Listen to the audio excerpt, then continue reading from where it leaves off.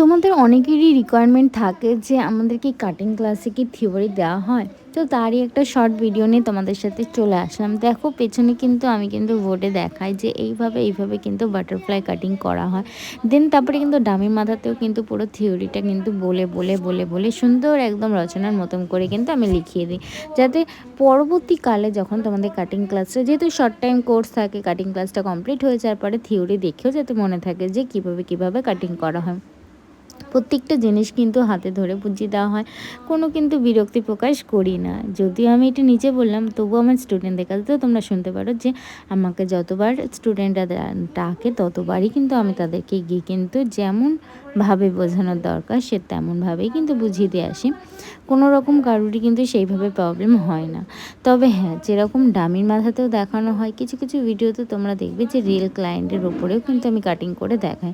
তো এইভাবেই কিন্তু পুরো ক্লাসটা কিন্তু থিওরি, নলেজ, প্র্যাকটিক্যাল সব কিছু মিলিয়ে কিন্তু ক্লাসটা করানো হয়। তো পুজোর আগে শেষ ব্যাচ 4টে দিনে যারা করতে চাও অবশ্যই কিন্তু আমার সাথে কন্ট্যাক্ট